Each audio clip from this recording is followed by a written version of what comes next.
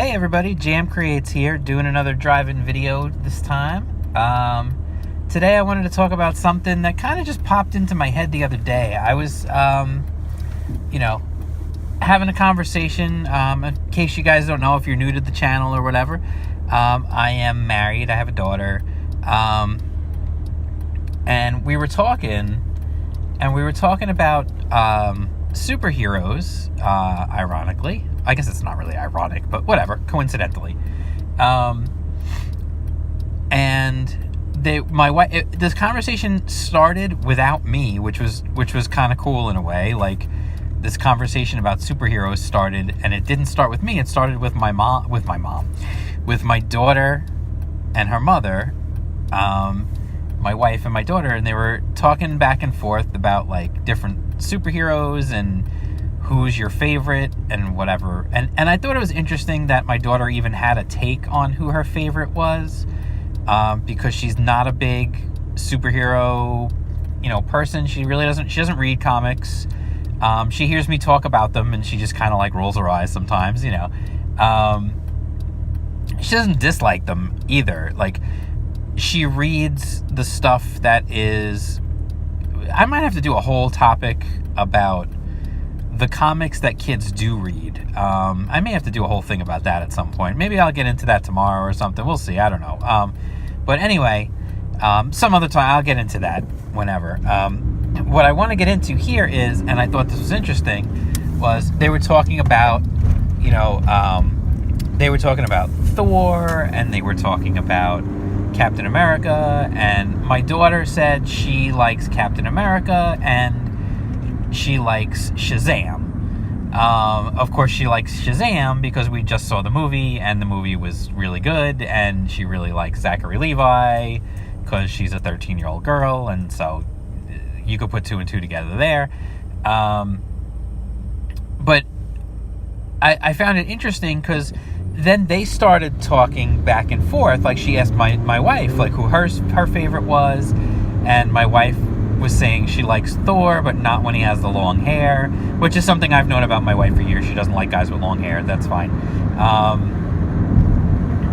And it was just kind of funny because they're talking back and forth, and it hit me, and then they asked me like who my favorite is, and I said, well, if you ever ask me who my favorite superhero is, my favorite superhero was always Spider-Man. It was always, Spider-Man was number one, no doubt. And then below that were, Batman, Captain America, Daredevil, like things like that. The X-Men I always loved. But it was funny because I realized like we were talking about two totally different things. My wife and my daughter were talking about the movies, and they were talking about the movie characters. And for me, when you ask me who your favorite superhero is, I don't even think of the movies. Like, I don't think of the actors and the movies. If you ask me who my favorite is in the movies, I would probably say, like, Iron Man or Cap. But, like, it's weird because...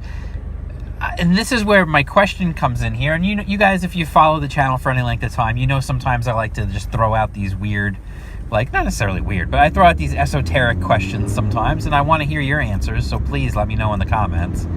I remember growing up, and every so often, we would get a superhero movie or a superhero TV show or something, and people would ask, like, well, what is that? And then I would be like, well, you see, in the comic book, this is what really happened. And then I would go through, like, the canon of the comic books.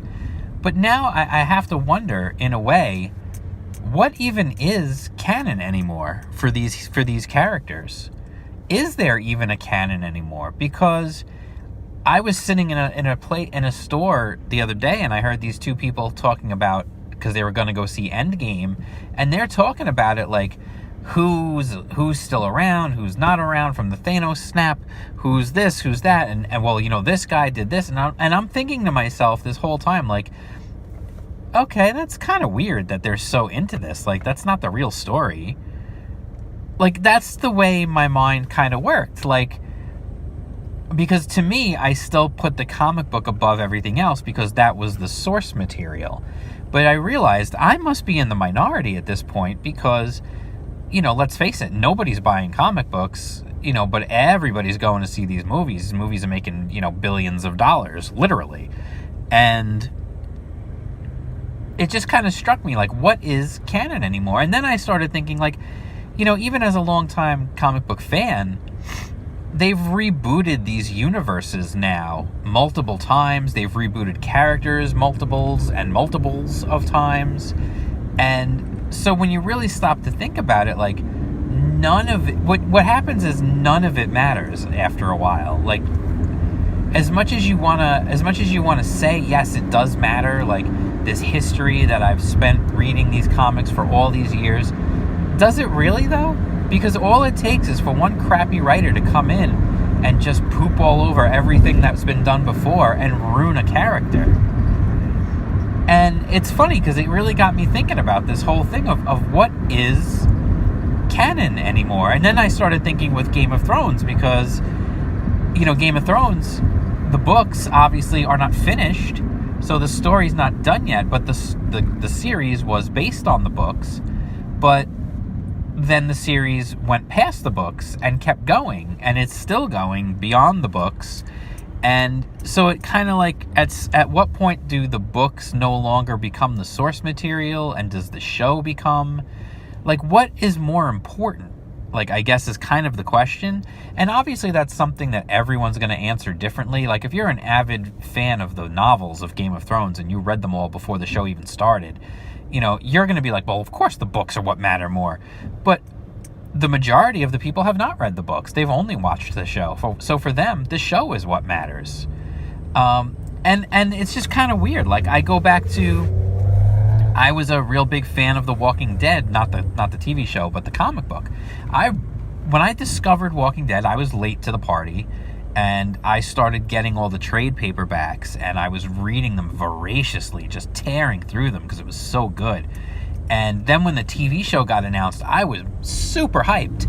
And then when I watched the TV show, I was like, ugh, this is not good. I don't like this. And I watched the first season, and then I never went back because I didn't like what it did to the story that I knew. And I understand, Kirkman's involved, but then when you really stop and think about it, like, what is the real story then? Did Shane die right away at the beginning of the story? Or did he live for, the first 2 seasons or whatever the heck it was before they eventually killed him off? Like, that stuff was pretty important to the story in the comic book, and to just not do it was really weird. But then it makes you wonder, like, well, now what, what's the real history of this world? Spider-Man's history, we know his origin. Batman's history, we know his origin. That is immutable. It really can't be changed. Thomas and Martha Wayne, going to the theater, walking with Bruce, getting robbed in the alley, being shot, that's never going to change. They'll put their own, new writers will put their own little tweak on it here and there sometimes, but in the end, the parents are getting killed, but it's just kind of weird because it makes you wonder, in a way, like, does any of this even matter? Because what is real? What is the real story? And the more you see franchises and things that go on for years and years and years, and they get either get rebooted or get retconned by, new authors telling stories in that world and changing the history, it makes you kind of wonder, like, is any of this stuff, like, should I really even care that much about any of this stuff?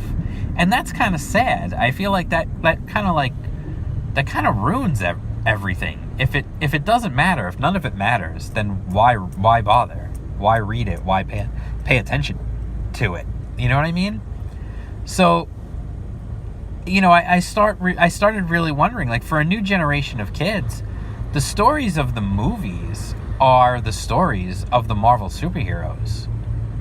Like, it is what it is. The X-Men just don't exist for those people. Like, let's be honest, they just don't. And that's kind of weird. Like, I just feel like that's really strange. And I don't know what the answer is, and this is what I do sometimes, and I'm a pain in the neck, and I know it. I present these questions sometimes, and I don't necessarily have an answer. And feel free to disagree with anything I've said. I have no problems with that. But I kind of feel like we're living in a world now where everybody has their own choice of what is and what isn't the real story of these characters. And that, I feel like, is disappointing. I want to see a vision. I want to see a creator with a vision tell me a story and tell me this is the history of these characters. And I don't want it to be malleable and to change and to be completely just wiped away because they decided that they need to start over. I don't know necessarily what the answer is in fixing that problem, but it is a problem, I think. Unless I'm wrong. I mean, if you think I'm wrong, tell me I'm wrong and tell me why, please. Don't just say you're wrong, because that would be kind of silly. I'll still read your comment, and I'll probably still give it a little love thing, because I usually do that for all the comments anyway. But, no, I really would be interested in... I've got some smart commenters on my videos, which is really cool. I have people who put thought into their comments, and they really put some really, really nice, thoughtful comments, which is really, really excellent, because sometimes YouTube comments can be not the greatest. I was looking at a thread about Game of Thrones, and it's like almost every thread about Game of Thrones, there's always at least a dozen people in there who just write, "I've never even watched the show." Okay, well, thanks for adding absolutely nothing to this conversation. I don't get that. Like, I never really understood that. I guess I never will. But anyway, I mean, I guess that's kind of all I have to say about this topic. Is just, what is canon anymore? Is there a canon anymore? Does there need to be? Does there not need to be? Is the fact that these stories have been wiped clean and restarted so many different times, is that the problem? Is it time to just, I mean, again, I'm at the point where I'm not worried about saving the big two. They are what they are, and they're going to lumber on like zombies for a while anyway, long after they're really financially dead. They're going to probably lumber on for a while, but